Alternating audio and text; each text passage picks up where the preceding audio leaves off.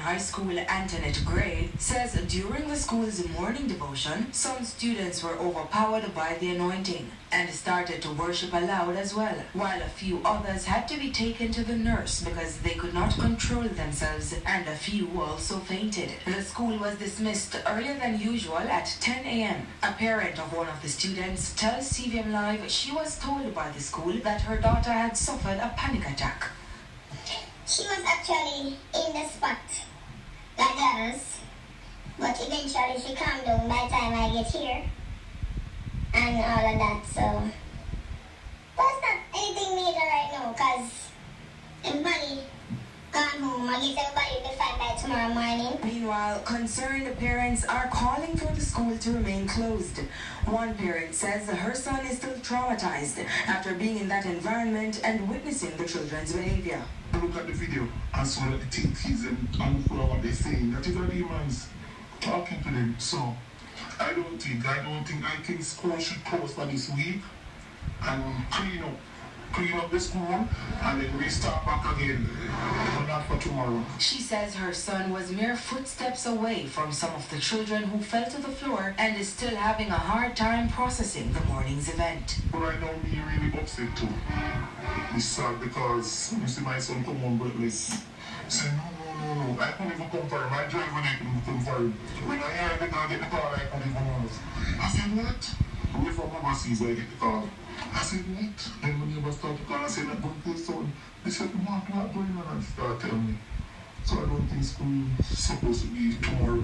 Other parents, equally as concerned as they are confused, say it's a matter of the children's safety as they call for transparency from the school's administration. I'm Nasika Aliman reporting for CVM Live. And now to this developing story. A brazen drive-by shooting in Waterhouse St. Andrew earlier today has left one man dead and two others hospitalized. CBN Live understands the suspects drove their motorcycle in the area before firing at the men. The incident has left police again calling on the community to help solve the crime. More from Nicola Brown.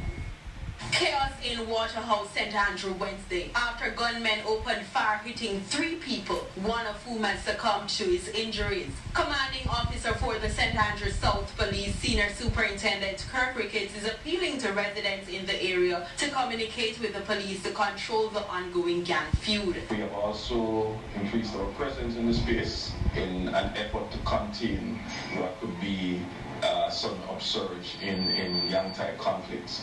I'm using this opportunity to ask our residents within the space to cooperate with the police, allow us to do our job, and we'll get to the bottom of this incident quite quickly. He says an operation is now underway to thwart the wave of crime in the area. At approximately 8 o'clock this morning, 3 persons were shot, one fatally, by men traveling on motorcycles. This occurred in the Varma Road area of Waterhouse, and appears to be a continuation of the ongoing conflict impacting this general space. Since this incident, we had launched a series of operational responses, one of which resulted in the arrest of 1 male Jamaican and the recovery of an illegal firearm.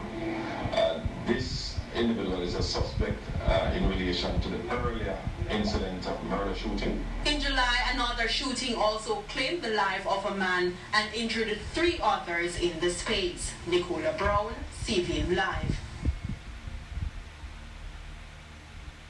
The death of broadcast and cultural ambassador Leonie Forbes has left government officials and the public in mourning. Mayor of Kingston Delroy Williams says the municipality is focused on honoring her legacy. Jessica Alleman has the story. Hailed a cultural icon. Since news broke of theatre stalwart and cultural ambassador Leonie Forbes passing, several government officials have been expressing sadness while glorifying her contribution to Jamaican art and culture. Among those celebrating the local legend is Prime Minister Andrew Holness, who took to social media to honor her, noting Jamaica has lost an iconic and pioneering figure in media, film and television. Holness says she was always elegant and gracious, and her voice commanded both respect and admiration. The Prime Minister says she possessed a crisp, clear voice, warm personality, and a contribution that will never be forgotten. Likewise, Mayor of Kingston, Delroy Williams, who also acknowledged her cultural contribution, says the municipality is dedicated to paying tribute, honoring her legacy. We intend here to, and that has been a commitment of the municipality, to designate a special place within the Ward Theatre to immortalize the contributions of persons like Leonie Forbes for present and future generations. Mayor Williams says Forbes played a major role in the development of Jamaica's identity through her impressive contributions. Leonie Forbes was a veteran broadcaster who has played a major role in the development of theatre and broadcasting in Jamaica. She was born and raised in Kingston, attended the Excelsior Community College, and I would say she has played a major role in the development of Jamaica's cultural identity. The Kingston-born starred in several films and comedies and flew the Jamaican flag high as a cultural icon. She also helped to co-author voice and speech modules for broadcasters and was inducted into the Order of Distinction for her work in theatre in 1980. She passed away at 85. Nasika Aliman reporting for CVM Live. Job opportunities are just one of the benefits that's expected to come from pending development on the Bob Marley Beach in St. Thomas. Prime Minister Andrew Holness says in order to eradicate poverty, there needs to be development, further rubbishing claims that he has an agenda to displace the poor. Melanie Bowen has more. He told stakeholders in St. Thomas that he prioritizes the creation of opportunities for every Jamaican. This comes in light of the recent squabble from Bob Marley Beach residents who are claiming to have a legal right to the land through history. As many called for the residents to be left alone, PM Holness insists the plans for developing the land will generate opportunities for the parish. All that Andrew Holness has ever done is to give poor people access to land and housing.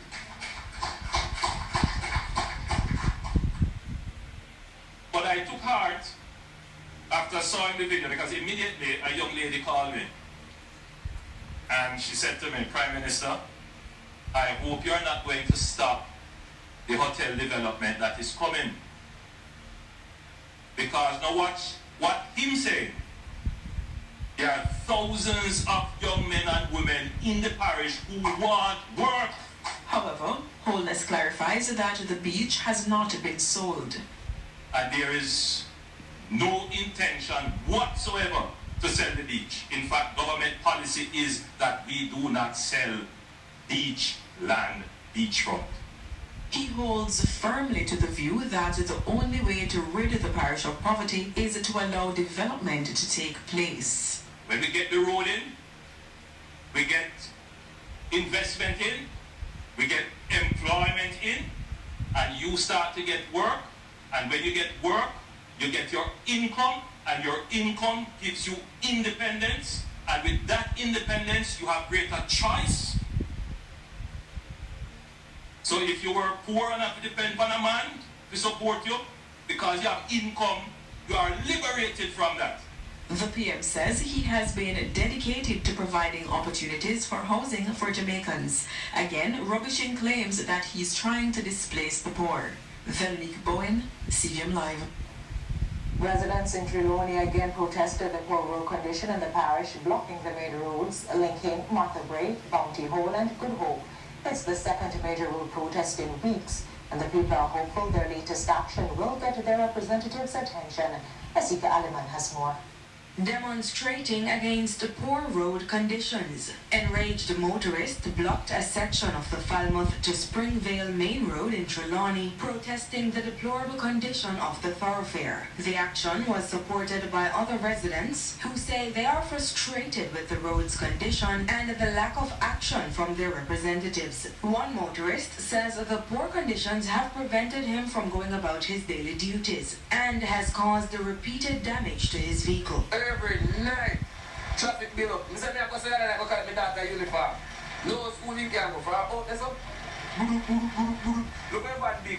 And you have to mash up. Look at the front. Look at put camera on the whole like tear out. Much more money with the car. Car work. Councillor for the Martha Bray Division, Philip Service, says he understands how frustration led to the residents blocking the road. He adds there has been a historic